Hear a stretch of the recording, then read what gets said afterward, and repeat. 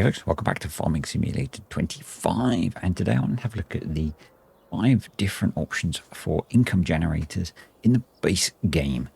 So my main question with these was, how long does it take for them to become profitable? And then we're going to have a look at one of the building options where you can add these as well, just to see if it's worthwhile. There are quite a few you can add, so I'll show you where that option is as well. So let's just have a quick look in the build menu. Then we're going to jump out to PowerPoint and some slides to look at the data.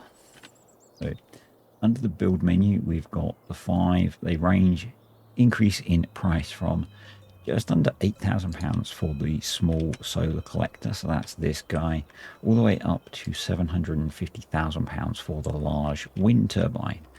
Now, they do take account of weather, so the 2 solar collectors and the solar panels you can put on buildings only generate income when it's sunny, and the wind-based ones only generate income when it's windy, and they do have an optimal wind speed, so that is something to bear in mind. That, and we'll look at the data in a bit. The solar ones generate more income during the summer and less during the winter. The wind-based ones, the income just varies through the year as the wind varies. The other thing that you can do is various buildings let you put solar panels on them. So the example we're going to have a look at is the small easy shed. And I'm just going to throw that in the field here. So the shed itself only costs £10,000, dollars or euros, but you'll see in the build menu we have the option to customize it using the F key. And if we press that, we can spend an extra £30,000 on solar panels, and it then becomes a 40-odd thousand pound building, but it does generate a reasonable amount of income. Now, I know one of Mr. CDP was talking about one of the buildings that had solar panels, and he said it didn't generate income. I haven't looked at that one specifically. This one does. You get the income at midnight, so it'll appear in the bank. Then it doesn't go in hourly. And what it doesn't show is how much income you get. And also on the generators. So the generators do show you, and it gives you a range per month, and the reason it's a range, hour I said it, is because it varies how many hours of sunlight or wind you get per day. So let's jump out now and have a look at the data, see whether it's worthwhile, and particularly with some of these buildings, whether it's worthwhile putting solar panels on. So I'm going to present this slightly backwards, possibly. I'm going to show you all of the data first, and then we'll look at some plots which explain it maybe a little bit.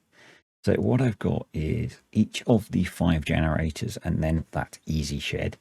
I've got the price of each of them. I've got the maintenance cost that you will pay each month, and that's fixed. And then I've got the hourly income, assuming that they are generating. And worth mentioning that in the testing that I did, changing the difficulty didn't change either of those. That's something that seems to be different in this version of FS.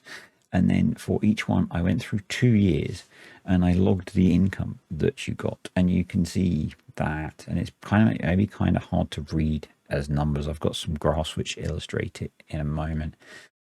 But basically for the 2 solar ones, so we've got the small solar collector here and the large solar collector here. Basically in the summer months you make more money because there's more daylight hours, and in the winter months you make less. The wind-based ones, it's just a bit more random through the year. And then what I've got at the bottom is the total for the year. So you can then compare that to the cost when we get an average as well. And then how long it takes you to get to a profit. So how long does it take to recover the cost of buying the thing? And you can see that they're all around 2 and a bit years,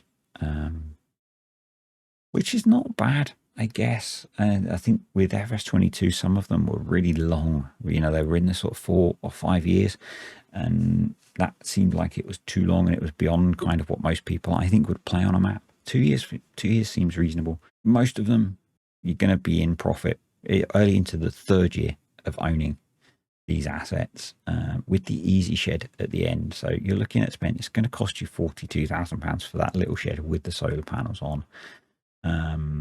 So you're essentially tripling the price of the shed, but it's bringing you in about just over £1,000 a month on average. And with the shed, it does take longer. So it's going to take you about 3 years, but you're buying a shed. So I haven't looked at any others. There are loads of these buildings that have this option. I just couldn't fit loads and loads of data on the screen. I'm guessing they're all going to be about the same. What does the variability look like? So for the monthly income first, this is a little bit hard to interpret, I think, because the range is so high. And it's kind of biased by the large wind turbine. But with the large wind turbine, you can see that really there's no pattern. The wind just varies through the year. It's maybe a little bit lower in the summer months and a bit higher in the winter months. So that's what these lines are. The rest are kind of a bit of a mixed bag, and you've got the very small one at the bottom, which has kind of disappeared. Not my best plotting on these, I'm afraid.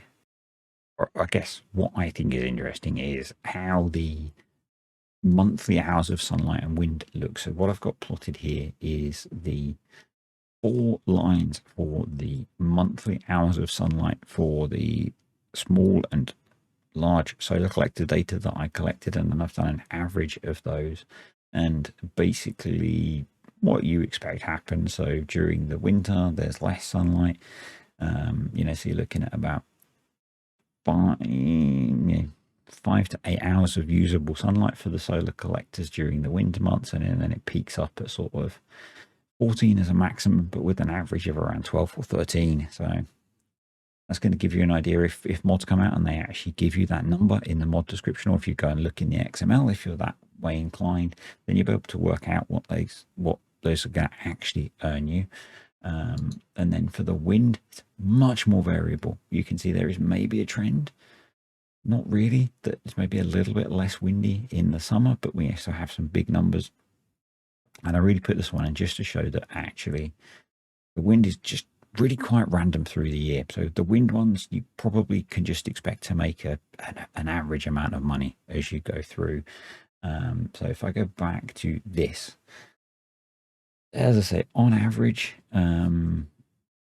basically the more you spend, the more money you make. They are relatively well balanced. So I think, if you're starting out, probably not a lot of difference between getting the small solar collector and the small wind collector in terms of, if you can't quite afford one or the other.